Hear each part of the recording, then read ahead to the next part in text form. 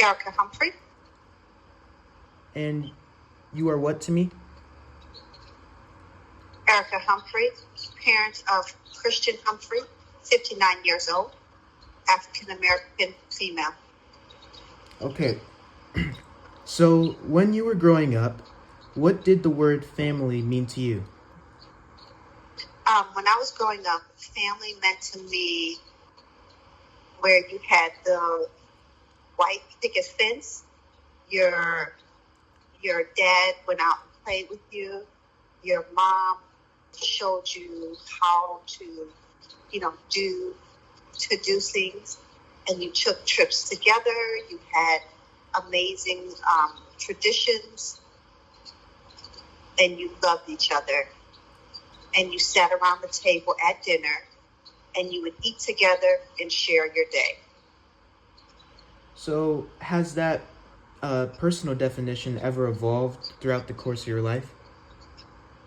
Some portions of it, but not really. It was not, when I thought about family, it was not the family that I would see on TV, where they were all around the table, they did things together.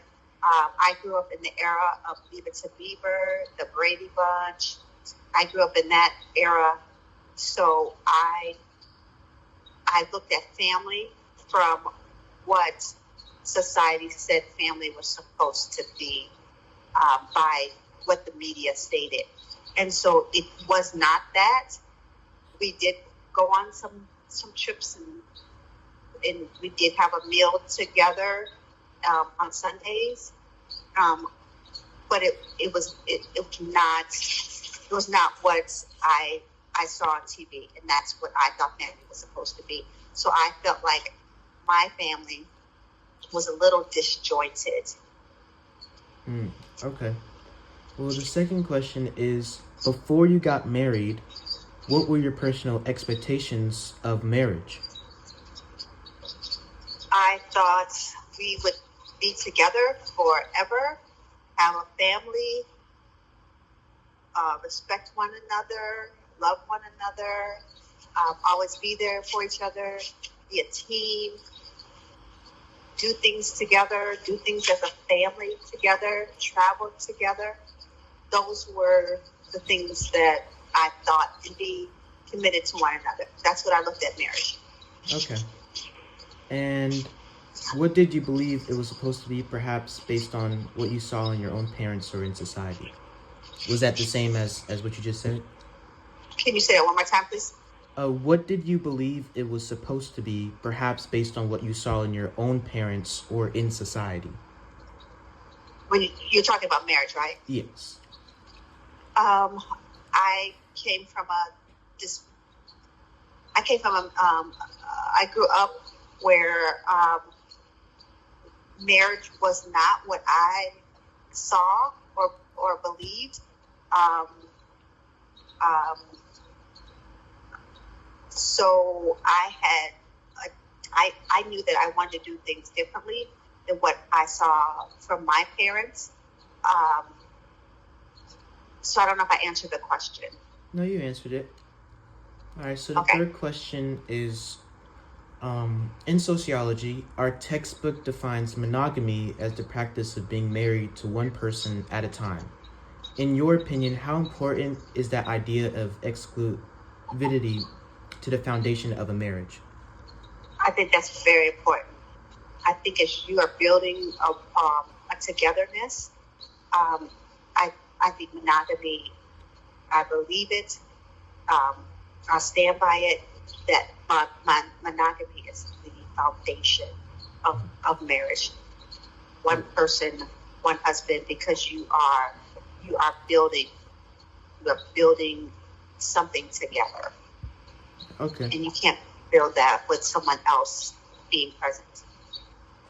So the fourth question is, for many years, we operated as a nuclear family, which is just us living together under one roof. What, from your perspective, were the biggest joys and biggest challenges of that nuclear family structure? The biggest joys was being together, you all coming home from school, being able to share your day, being able to say good night to you and give hugs and kisses, being able to, let's go to the grocery store, let's go grab a bite to eat. It's Friday, let's make sure we go out to dinner. Just sit around and talking when, even though a lot of times it wasn't all of us talking at the same time, but I could go to different rooms and just sit on the bed and just check in on you guys and just see how life is going for you all and give some wisdom. And then what would you say the biggest challenges were? Of being, I really didn't see a challenge being together under one roof. Okay. So the next question is, thinking about our extended family, like grandparents, aunts, uncles, and cousins, how much of a role do you feel the extended family should play in the life of a nuclear family? Since we didn't have that, but I always believed that, if we were closer to my family, meaning closer in proximity, I do believe that while the children are younger, that me and your dad could have been able to do things more together as a couple, instead of, but we didn't have, we didn't have a lot of people to watch you all, or, we just didn't want to have strangers watch you all.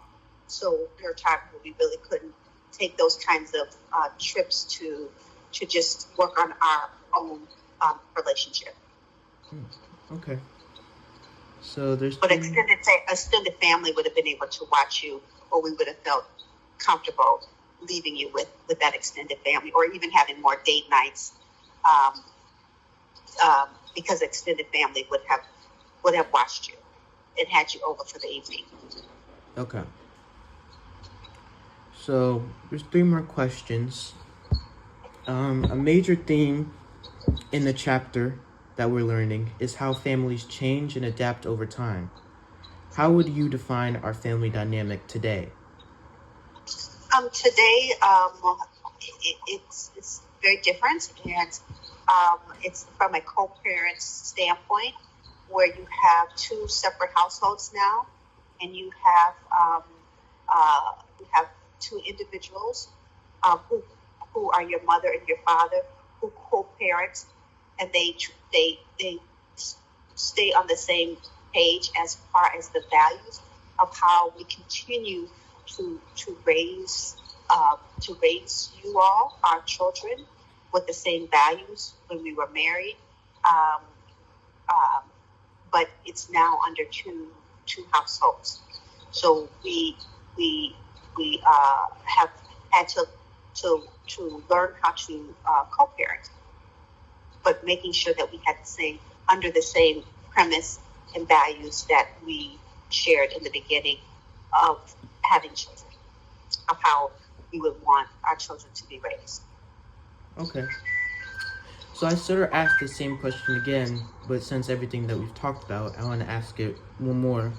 Having had the experience of being married, has your personal view on the institution of marriage itself changed from what you originally believed? No, because I'm going to find that and I'll have that. Okay. And lastly, looking back on all your life experiences, what is the single most important lesson you've learned about relationships, inside or outside of marriage, that you would want me to understand as I get older? To understand in a relationship that everyone has their own things that they're bringing to the relationship.